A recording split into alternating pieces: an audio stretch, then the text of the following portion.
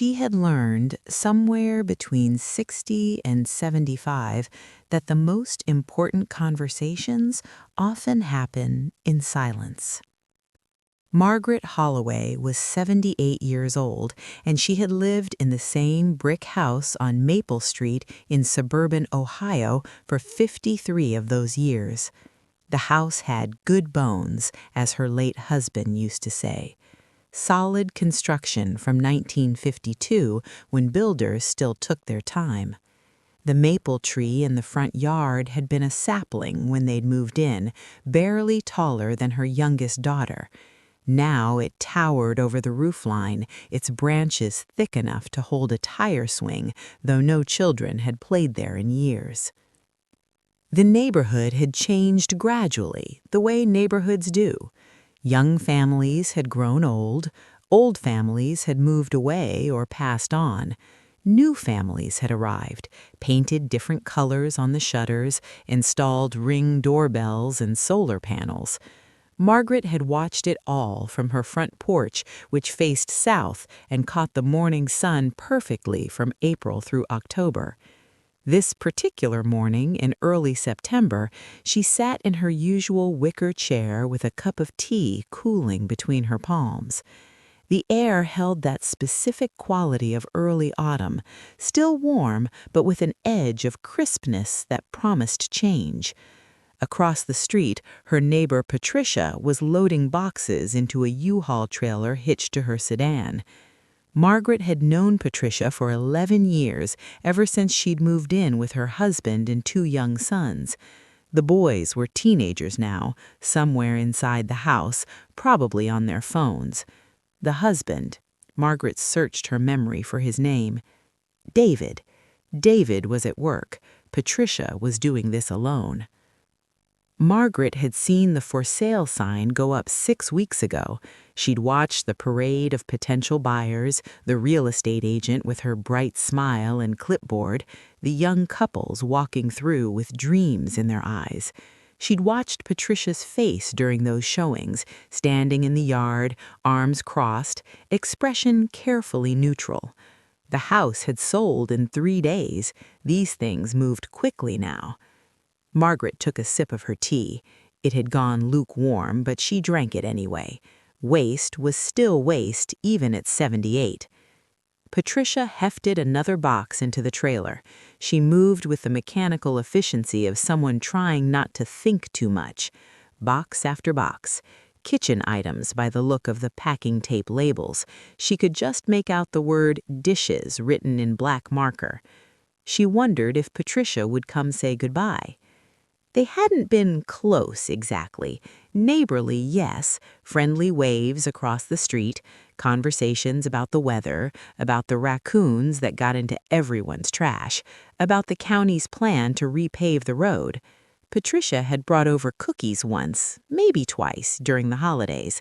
Margaret had returned the gesture with her cranberry bread, the recipe she'd perfected over 5 decades of trial and error.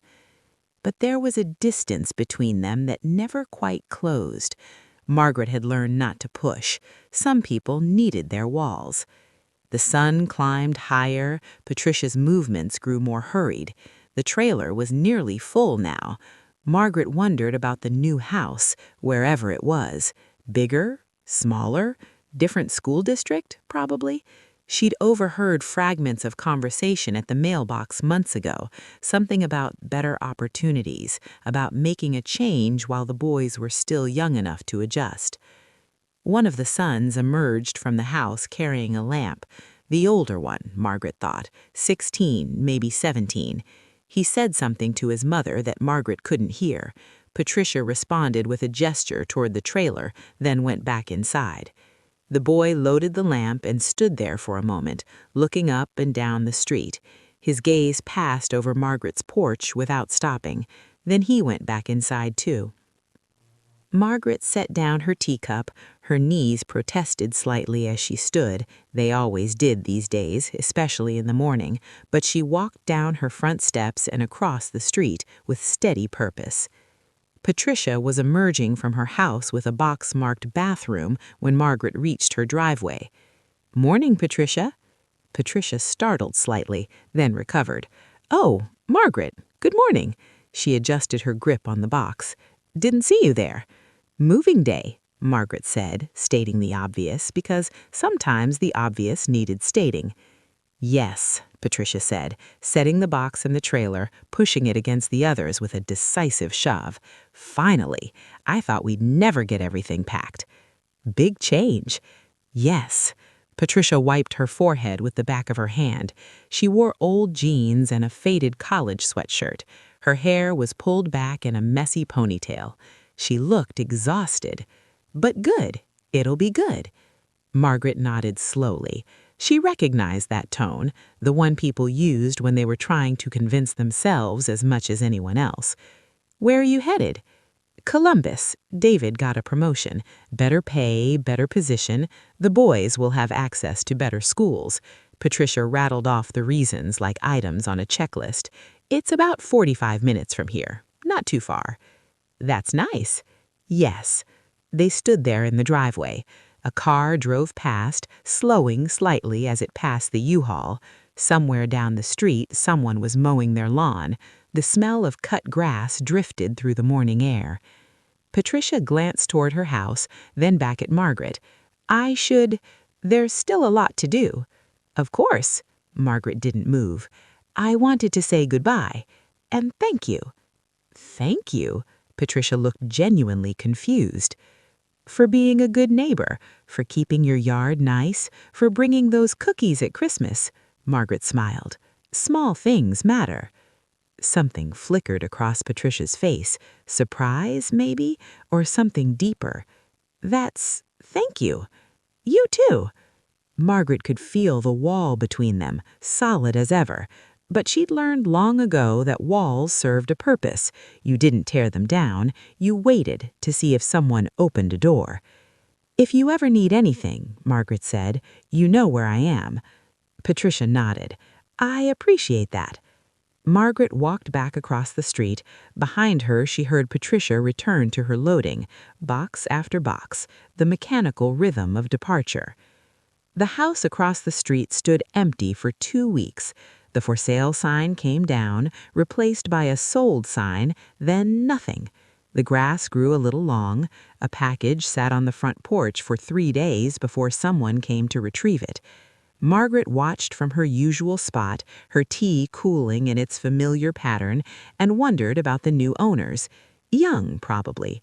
Everyone moving into the neighborhood these days was young. Couples in their 30s, maybe early 40s, with small children or plans for them. The moving truck arrived on a Saturday morning in late September. Margaret was deadheading her roses when she heard it rumble up the street. One of those big professional moving trucks, not a U-Haul rental. That told her something about the new neighbors. Money, or at least enough of it.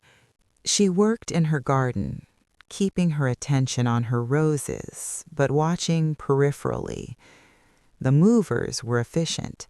They had that practiced choreography of professionals, moving furniture and boxes with minimal discussion. 2 men and a woman, all wearing matching shirts with a company logo. The new owners arrived an hour into the unloading. A couple in their mid-30s, as Margaret had guessed. The woman was pregnant, probably 6 or 7 months along. The man had that particular look of someone trying to manage too many details at once. Phone in one hand, clipboard in the other, issuing directions to the movers while also trying to help his wife up the front steps. Margaret gave them space. New neighbors needed time to settle before the introductions began. She'd learned this over decades of watching families come and go. The first day was chaos. The first week was survival. After that, you could knock on the door with a plate of something homemade and a smile. She waited 10 days. The cranberry bread came out of the oven on a Tuesday morning, filling Margaret's kitchen with the scent of orange zest and cinnamon. She let it cool properly, wrapped it in wax paper, and tied it with kitchen twine the way she'd always done. Old-fashioned maybe, but some traditions deserved preserving. The woman who answered the door looked tired, not just pregnancy tired, though that was certainly part of it, but the deeper exhaustion of someone carrying more than they wanted to admit. "Hi," the woman said, pulling the door open wider. "Can I help you?" "I'm Margaret, from across the street." She held out the bread. "Welcome to the neighborhood." The woman's face transformed. The weariness lifted, replaced with genuine warmth. "Oh my goodness, that's so sweet. I'm Emma Chen." She took the bread carefully. "This smells amazing. Did you make this?" "This morning. It's better warm, but it keeps for a few days if you wrap it properly." "Please come in. I'm sorry, the house is still a disaster. We're swimming in boxes, but I'd love the company." Emma stepped back, gesturing Margaret inside. The house still had that hollow quality of newness, furniture placed but not yet settled, pictures leaning against walls waiting to be hung. Boxes were stacked in corners, some opened, some sealed. But there were good bones here, too. The same solid construction, the same light coming through the south-facing windows. "Can I get you anything? Coffee? Water? I'd offer tea, but I have no idea which box the teapot is in." Emma laughed a little breathlessly. "Actually, I have no idea if we even pack the teapot." "Water would be lovely." They sat in the kitchen at a small table that looked new, probably bought specifically for this house. Emma poured 2 glasses of water from a pitcher in the refrigerator and lowered herself carefully into a chair. "This is our first house," she said, as if Margaret had asked. "We've been renting in the city for 8 years. When we found out about the baby, we knew it was time. Better schools out here, more space, quieter." She took a sip of water. "My husband, James, he works in tech. He can work remotely most days, so the commute isn't terrible." Margaret nodded, listening. "I'm a graphic designer, freelance, which is good because I can work from home once the baby comes." Emma touched her belly absently. "We're having the girl, due in December." "December babies are special. They get snow for their birthday." Emma smiled. "That's true. I never thought of it that way." She looked around the kitchen, at the boxes still unpacked. "I keep thinking I should have this all organized by now. We've been here almost 2 weeks, but every time I unpack one box, I find 3 more that need attention." "Houses settle in slowly. There's no rush." "James keeps saying that too." Emma twisted her water glass in her hands. "But I feel like I should be nesting or whatever they call it, getting the nursery ready, organizing everything. Instead, I'm just tired all the time." Margaret remembered that tiredness, the weight of pregnancy combined with the weight of change. New house, new neighborhood, new phase of life all at once. Your body is building a human being. That's enough work for now. The boxes can wait. Emma's eyes welled up slightly. She blinked quickly. "Sorry, I'm very emotional lately. Everything makes me cry." She laughed, wiping at her eyes. "I cried at a commercial for paper towels yesterday." "Paper towels!" "Growing a baby scrambles your emotions. That's normal." They sat together in the quiet kitchen. Outside, a neighbor's dog barked. A car drove past, the ordinary sounds of a Tuesday morning in September. "Thank you," Emma said after a moment, "for the bread and for," she gestured vaguely, "for being kind. I've been worried about meeting the neighbors, hoping people would be welcoming. It's scary moving somewhere new. Everyone on this street has been new at some point. We remember what it feels like." Emma smiled, more relaxed now. "Have you lived here long?" 53 years. Raised 3 daughters in my house, buried my husband from it, watched the neighborhood change and stay the same all at once." 53 years! Emma looked awed. "I can't imagine staying anywhere that long. We've moved so many times. College, first jobs, different apartments. This is the first place that feels like maybe we could stay." "Roots take time." They talked for another 20 minutes. Emma asked questions about the neighborhood, The best grocery store, the reliable plumber, whether the school district was really as good as the real estate agent had promised. Margaret answered what she could, but mostly she listened. Emma talked about her family back in California, about James's work, about their hopes for the baby, about her worries that she wouldn't know how to be a mother. When Margaret finally stood to leave, Emma walked her to the door. "Thank you again," Emma said. "Really, this meant a lot." "You're welcome, and if you need anything, someone to watch the house when you're at doctor's appointments, recommendations for a good pediatrician, or just someone to talk to, I'm right across the street. I'll remember that." Margaret walked home slowly, giving her knees time to adjust. Behind her, Emma's door closed with a soft click. The friendship grew gradually, the way real friendships do, not forced, not immediate, but building through small accumulations of trust. Emma would wave from her front porch. Margaret would wave back. Sometimes they'd cross the street to chat. Sometimes they'd just acknowledge each other and go on with their days. Emma mentioned she was having trouble sleeping. The baby kicked at night. Her back hurt. She couldn't find a comfortable position. The next day, Margaret brought over a pregnancy pillow she'd saved from decades ago, stored carefully in the attic. Emma cried with gratitude. When Emma's parents visited from California, she introduced them to Margaret. They seemed like good people, warm, attentive, clearly excited about their first grandchild. They took Margaret's hand and thanked her for looking out for their daughter. James, Emma's husband, was harder to read. Polite but reserved. He worked long hours, even though he was technically home. Margaret would see him through the window sometimes, hunched over his laptop at the kitchen table, face illuminated by the blue glow of the screen. October arrived with its reliable display of color. The maple tree in Margaret's yard turned brilliant orange-red, dropping leaves that needed constant raking. Margaret raked them into neat piles, bagged them for collection, and noticed that Emma's yard was accumulating leaves too. She raked Emma's yard on a Thursday morning while Emma and James were both inside. She didn't knock, didn't announce herself, just did the work and left the bags by the curb for collection. That evening, Emma came over with tears in her eyes. "You raked our yard." "Leaves don't rake themselves." "You didn't have to do that." "I know." Emma hugged her, awkward with her growing belly between them, and Margaret let herself be hugged. She wasn't naturally demonstrative. Her generation hadn't been raised that way, but she recognized that Emma needed this. "Thank you," she whispered, "for everything, for being so kind. I don't know what I did to deserve a neighbor like you. You moved in across the street. That's all it takes."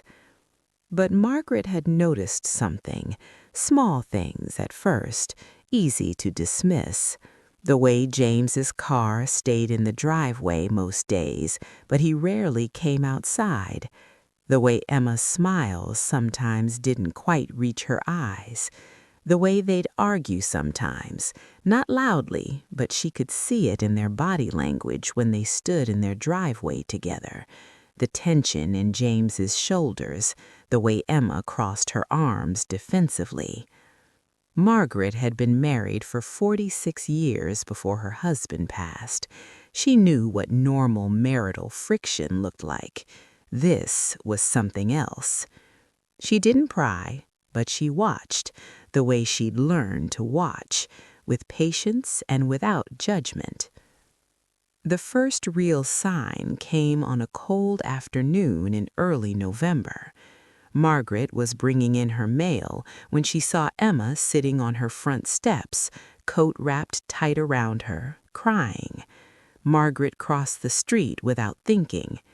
"Emma?" Emma looked up, startled. She wiped at her face quickly.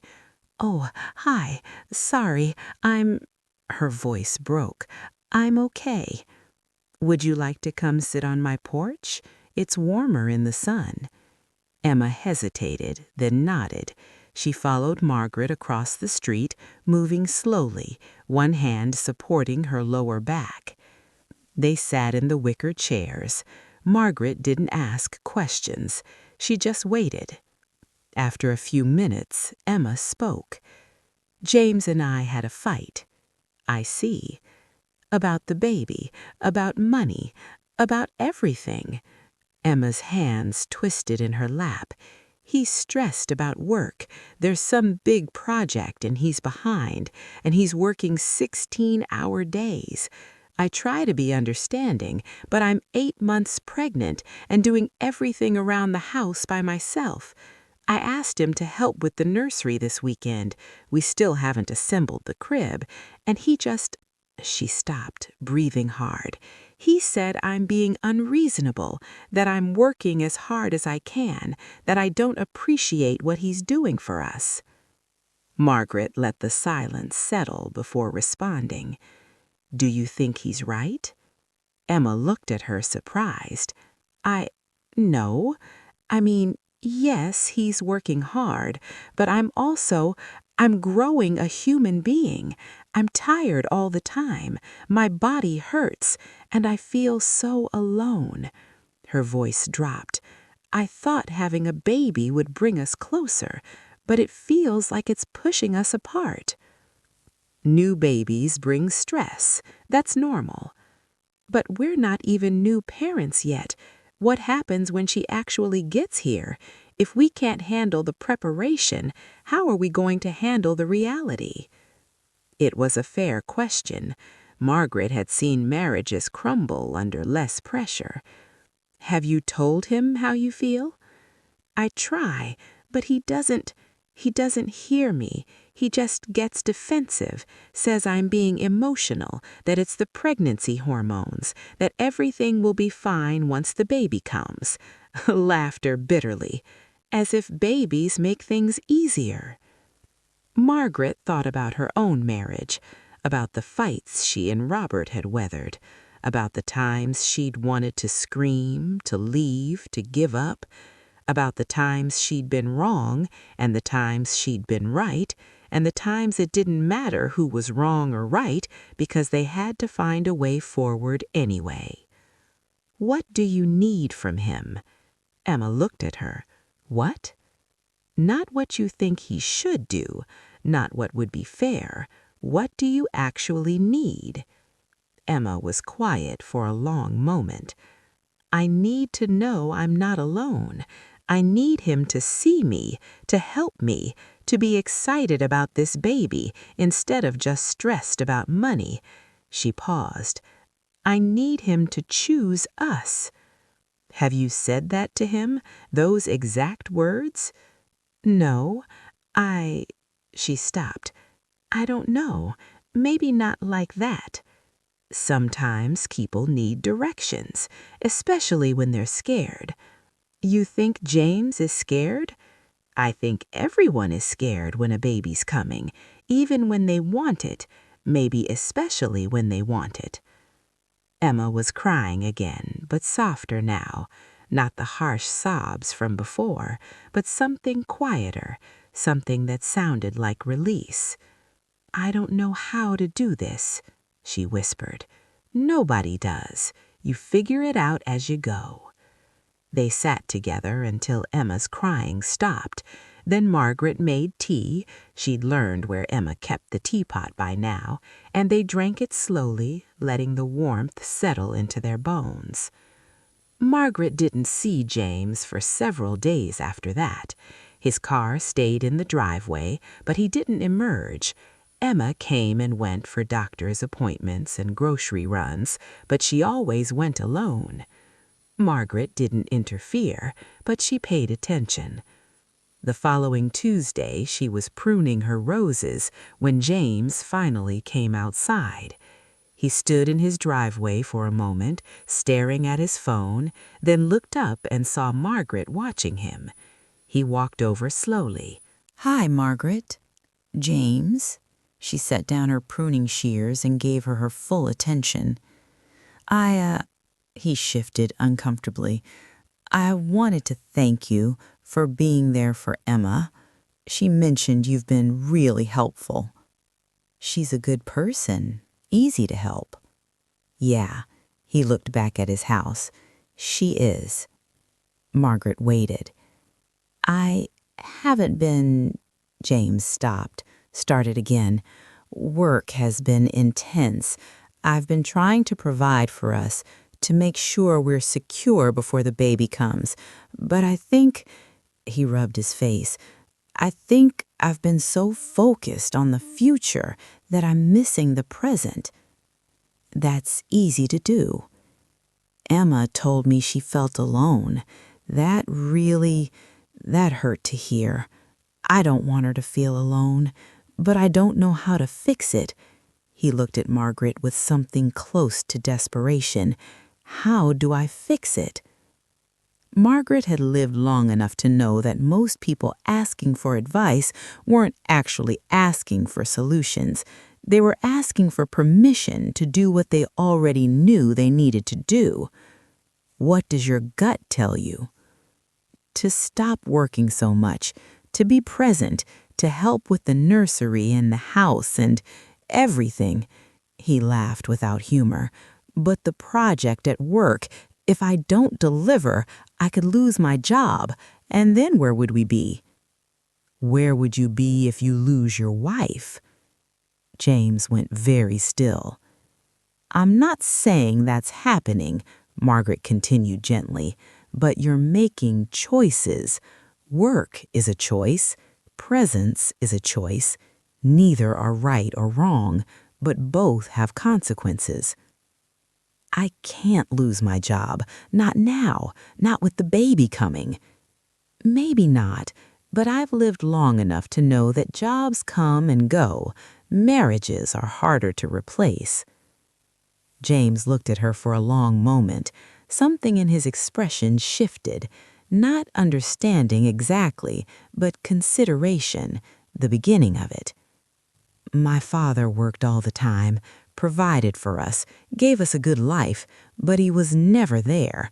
I always told myself I'd be different, that I'd be present for my kids. He laughed bitterly, and here I am, doing the exact same thing. You're not your father. You can make different choices. What if I make the wrong choice?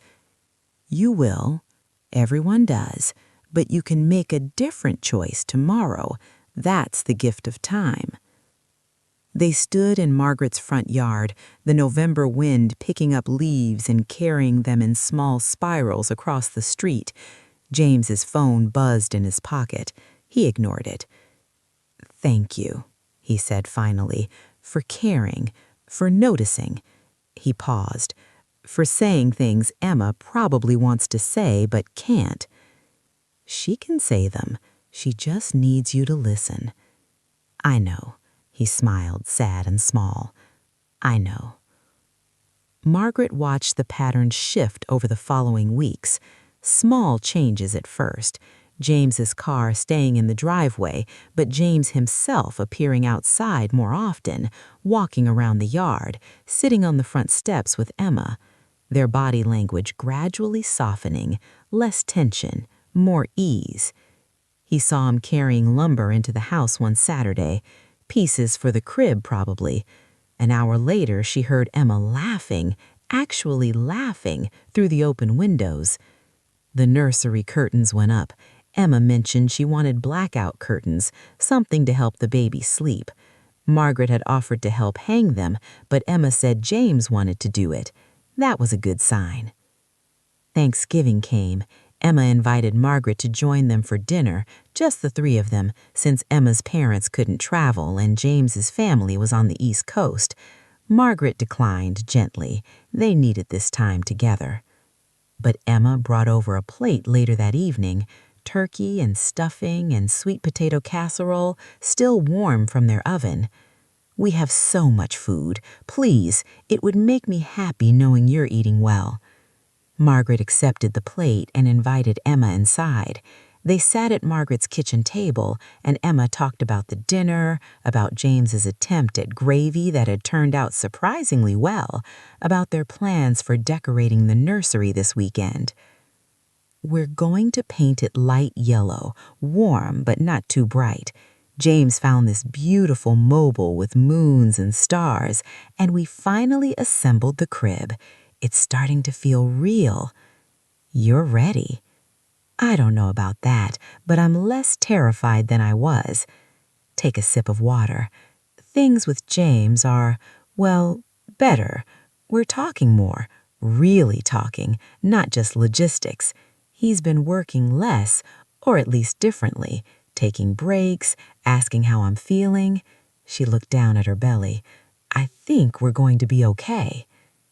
"You are." "I hope so." She looked at Margaret. "You helped with that, you know. Whatever you said to him, it made a difference." "I just reminded him what he already knew." "Well, thank you anyway," Emma said, reaching across the table and squeezing Margaret's hand, "for everything, for being our guardian angel or fairy godmother or whatever you are." Margaret smiled. "Just a neighbor. The best kind." December arrived with its reliable cold. Margaret wrapped her outdoor faucets, brought her tender plants inside, and settled into winter's rhythm. Emma's due date was December 18th, but everyone knew babies came on their own schedule. She came early. December 12th, 3 in the morning. Margaret awoke to the sound of a car engine starting, headlights sweeping across her bedroom wall. She went to the window and saw James's car backing out of the driveway, Emma in the passenger seat. It was time. Margaret didn't go back to sleep. She sat in her kitchen with tea and waited. The sun rose, morning turned to afternoon. Margaret went about her day, watering plants, preparing lunch, answering emails from her daughters. But her attention kept drifting to the house across the street, dark and empty. At 4:30, James's car pulled back into the driveway. Margaret watched from her window. James got out first, moving slowly, looking exhausted. He opened the passenger door carefully, helping Emma out. She moved even slower, cradling a bundle of blankets against her chest. The baby. They went inside. Margaret gave them space. New parents needed time to settle, to breathe, to absorb the magnitude of what had just happened to their lives. But the next morning she baked muffins, blueberry, Emma's favorite, and walked them across the street. James answered the door. He looked like he hadn't slept in days, which he probably hadn't, but his smile was real. "Margaret, hi." "I brought breakfast, for whenever you're ready." "Come in, please." He stepped back, opening the door wider. "Emma's been wanting to show you the baby." The house was dim, curtains drawn, lit only by a few lamps. Emma sat on the couch in the living room, still in her pajamas, the baby nestled in her arms. She looked up when Margaret entered, and her entire face transformed. "Margaret, meet Lily." Margaret set down the muffins and crossed to the couch. She looked down at the tiny face peeking out from the blankets, pink skin, delicate features, eyes closed in sleep. "She's beautiful." "Isn't she?" Emma's voice was full of wonder. 7 pounds, 4 ounces, born at 7:15 yesterday morning. She came fast. We barely made it to the hospital." She laughed softly. "Nothing went according to plan, but she's perfect." They usually are. The James sat down on the arm of the couch, his hand on Emma's shoulder. They looked exhausted and overwhelmed and completely in love. "We're a little terrified," Emma admitted. "Neither of us slept last night. Every time she made a noise, we jumped up to check on her. I have no idea what I'm doing."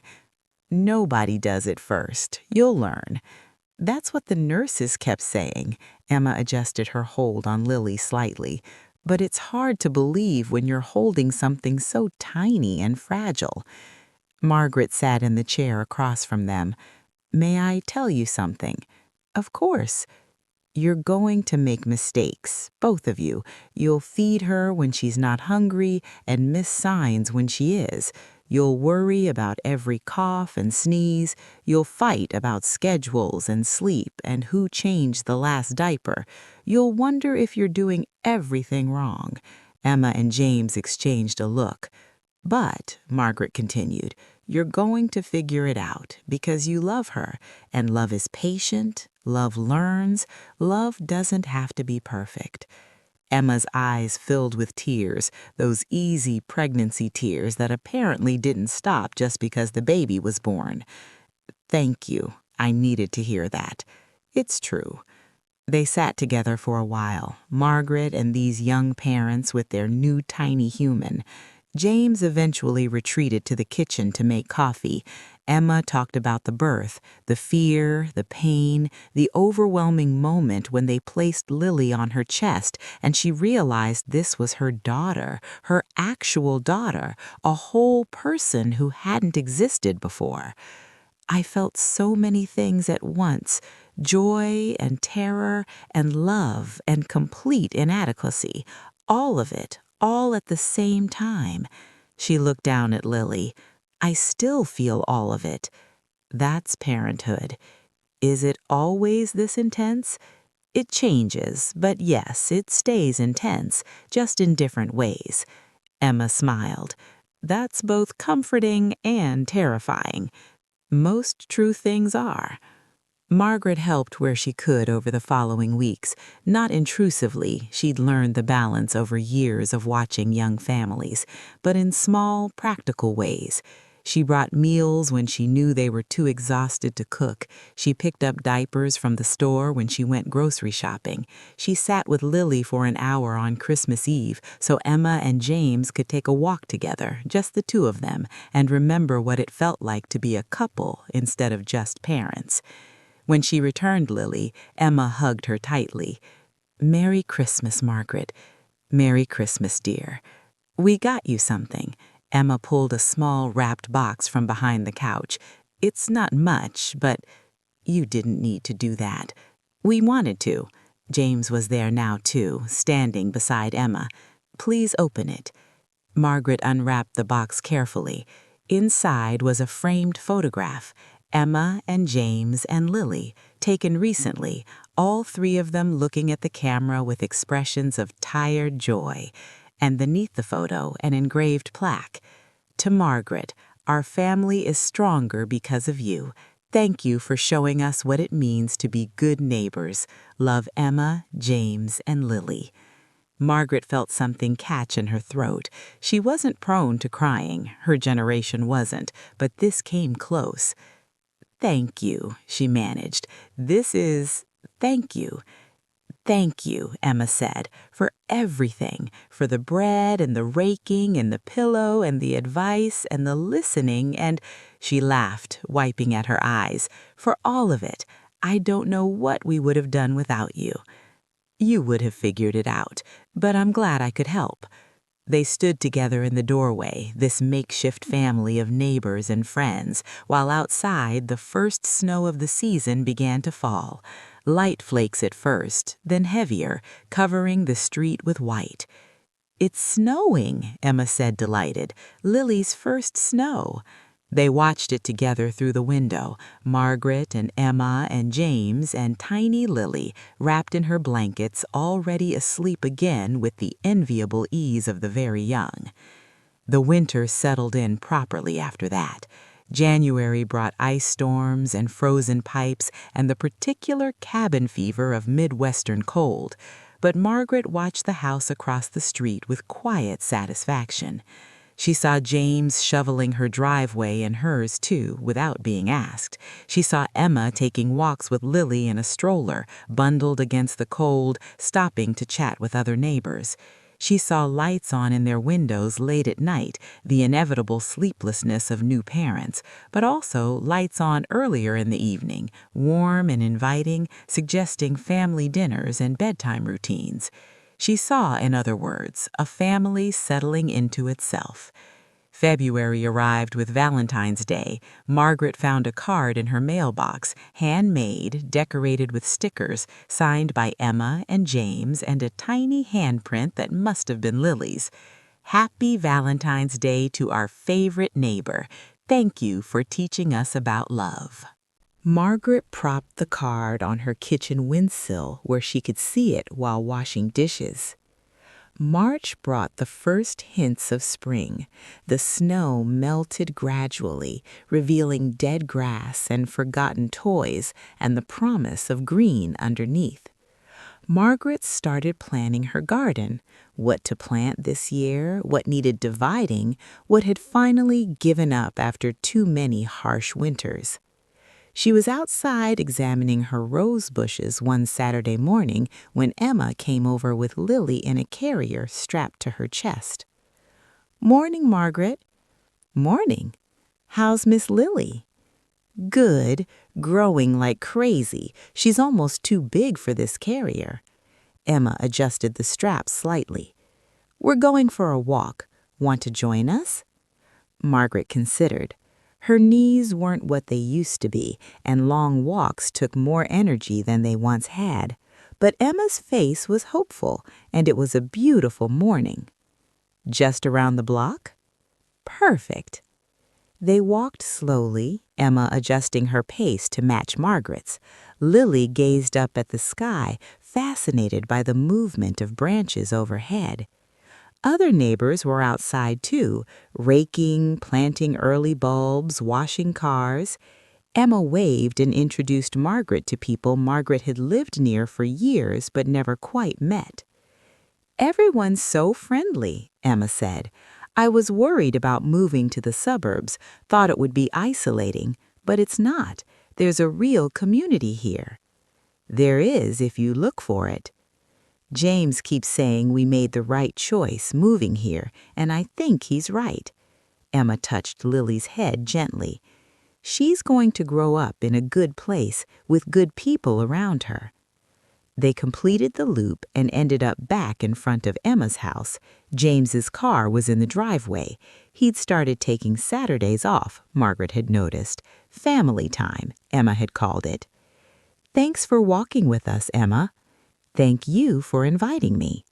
"We should do this regularly, like a Saturday morning tradition." "I'd like that." Emma smiled, then hesitated. "Can I ask you something?" "Of course." "When we first moved here, you were kind to me right away, brought the bread, checked on me, helped with everything. Why? I didn't know you. I was just some random pregnant woman who moved in across the street." Margaret thought about how to answer that, about all the reasons, some she understood, some she didn't. "I was new here too, 53 years ago. My husband and we didn't know anyone. We were young and scared and trying to figure out how to be adults. And a neighbor, Mrs. Patterson, she lived 2 houses down, she brought us cookies and introduced us around and made us feel welcome." Margaret paused, remembering. "She died 20 years ago, but I never forgot that kindness." "So you were paying it forward?" "Something like that. But also," Margaret looked at Emma, at this young mother with her whole future ahead of her, "also because it's what neighbors do, or what they should do. We live close to each other. We share space and streets and weather and time. That means something, or it should." Emma's eyes were wet again. She really did cry at everything. "I'm going to do that," she said. "When new neighbors move in someday, I'm going to bring them bread or cookies or whatever, and I'm going to tell them about you." "You don't need to do that." "Yes, I do." Emma shifted Lily slightly in the carrier. "Because this matters. What you did for us, it matters, and I want to pass it on. I want Lily to grow up knowing that people take care of each other." Margaret smiled. "She will. She has good parents." "We're trying," laughed Emma. "We're really, really trying." Spring turned to summer. Margaret's roses bloomed in their reliable cycle. Emma's garden, planted with help from James and advice from Margaret, produced tomatoes and peppers and enough zucchini to feed the neighborhood. Lily learned to roll over, then to sit up, then to army crawl across the living room floor with determined intensity. Margaret watched it all from her porch, her tea cooling in its familiar pattern, and felt something she hadn't felt in years: contentment. Not happiness exactly. Happiness was too bright, too temporary, but contentment. The deep satisfaction of a life lived fully, of time used well, of connections made and maintained.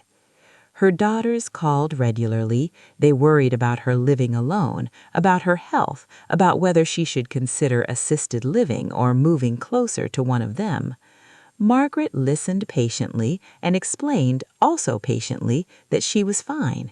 She had her house, her neighborhood, her routines, her friends. "I met the new neighbors," she told her middle daughter during one of these calls. "A young couple with a baby. They're good people." "That's nice, Mom." "They remind me of your father and me when we first moved here, trying to figure everything out." "Are you helping them?" "Some, when they need it." "That's good. But, Mom, you need to think about yourself, too. You're 78. You can't take care of everyone else forever." "I'm not taking care of them. I'm just being neighborly." "I know, but still, promise me you're being careful, not overextending yourself." "I promise." But Margaret knew what careful meant to her daughters. It meant staying inside, staying safe, staying small, and she had no intention of doing that. Not yet. Not while there was still life to be lived and people to know and days to fill with purpose. August brought its particular heat, the kind that made air conditioning a blessing and iced tea a necessity. Margaret's roses struggled in the heat, despite her careful watering. Emma's garden flourished. Life was like that sometimes. You could do everything right and still struggle, or do very little and still thrive. Emma came over one evening with a basket of tomatoes. "Please take these. We can't eat them fast enough, and James is threatening to ban tomatoes from the house." Margaret accepted the basket with a smile. "I'll make sauce, freeze it for winter." "You're amazing," Emma said, wiping sweat from her forehead. "I don't know how you do it. You're always doing something, gardening, cooking, helping people. Don't you ever just rest?" "I rest plenty, but I don't like being idle." "I'm learning that about parenthood, too. There's no such thing as idle anymore." Emma laughed. "Lily's into everything now. We had to baby-proof the entire house. She's pulling herself up on furniture. The pediatrician says she might walk early." "Your hands are going to be full." "They already are, but in a good way, mostly." Emma sat down on Margaret's porch steps, uninvited but welcome. "Can I tell you something?" "Always." "I was scared when we moved here, about everything. The house, the neighborhood, being a parent, whether James and I would survive the stress. I had all these worst-case scenarios playing in my head." She looked up at Margaret. "But it's been good, really good. Hard, but good. And a big part of that is you. I didn't do much." "You did everything." Emma's voice was firm. "You made us feel welcome. You listened when I needed to talk. You helped when we needed help. You showed James how to be present." She paused. "You saved our marriage." "I think you two saved your own marriage." "Maybe, but you showed us how, and I'll never forget that." Emma stood up, brushing off her shorts. "I should get back. Lily's with James, and he's probably drowning by now. Bath time is his nemesis." "Go. And Emma?" "Yeah? Thank you for letting me be part of your lives. It's meant a lot to me, too." Emma smiled, one of her full, genuine smiles that lit up her entire face. "You're stuck with us now, for life. You know that, right?" "I was hoping." The years would continue. Margaret knew that. She would watch Lily grow from baby to toddler to child. She would watch Emma and James navigate the challenges of parenthood, of marriage, of life. She would watch the neighborhood change again, as it always did, with new families moving in and old families moving on. Eventually, she would grow older. Her knees would hurt more, her energy would diminish. The time would come when she couldn't rake leaves or plant gardens or walk around the block. Her daughters would renew their campaigns about assisted living, and maybe, someday, she would agree, but not yet. For now, she had her house with its good bones, her porch that caught the morning sun, her roses that bloomed and struggled and bloomed again, her neighbors who had become friends, who had become family. She had learned somewhere between 20 and 78 that life wasn't measured in accumulated achievements or avoided mistakes. It was measured in connections made, in kindness offered, in time shared, in the small daily choices to show up for people even when it wasn't convenient, even when it wasn't easy. Patricia had moved away without saying goodbye, carrying walls that Margaret had never managed to breach. That was okay. Some people needed their walls. Margaret had learned not to take that personally. But Emma had been different. Emma had been ready, and Margaret had been there at exactly the right moment with exactly the right gesture, a loaf of cranberry bread and a willingness to listen. That was the thing about kindness. You never knew which small act would matter, which offered hand would be taken, which door would open. You just had to keep offering, keep showing up, keep being present. The rest would take care of itself. The September light slanted across Margaret's porch, golden and warm. Across the street, Emma was loading Lily into the car.